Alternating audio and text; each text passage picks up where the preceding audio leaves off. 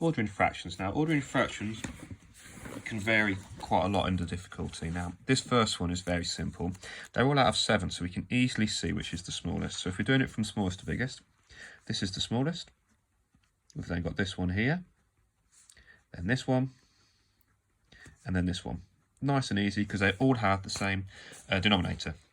Now, sometimes the denominators are different. As you can see, we've got a collection of 8s and 4s. So what we can do is we can find the lowest common multiple of all of these. Now, the lowest number that goes into all of these is 8. So to get all of these bottom numbers by 8, that one's already 8, we'd have to times this by 2. So we have to times the top by 2. To get this one to 8, we have to times this number by 2, and therefore we have to times this by 2. Now, if we write this out, we've got 1/8, 2/8, 5/8, and 6/8.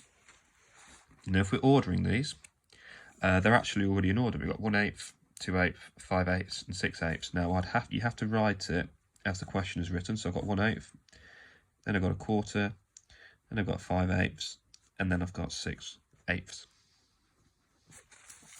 Next one, we've got a combination of 16s, 4s, 8s.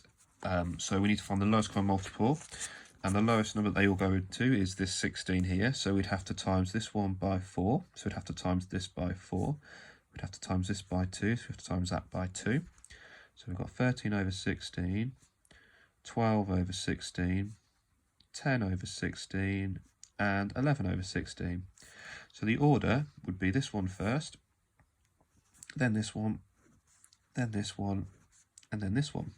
So we'd write 5/8, 11/16, 3/4, and 13 over 16.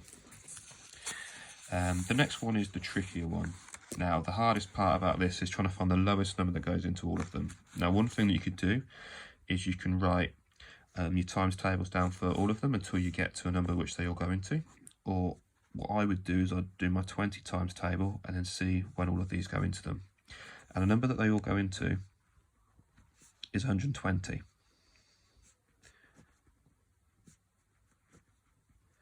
So to get this one out of 120, we'd have to times both by 10, so that'd be 70. To get this one out of 120, we'd have to times both by 40, so that'd give you 40 at the top. To get this one out of 120, we'd have to times it by 15,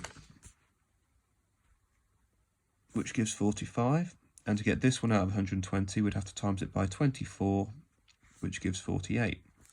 So if we're ordering these, the smallest one's this one, and then it's this one, then it's this one, and then it's this one.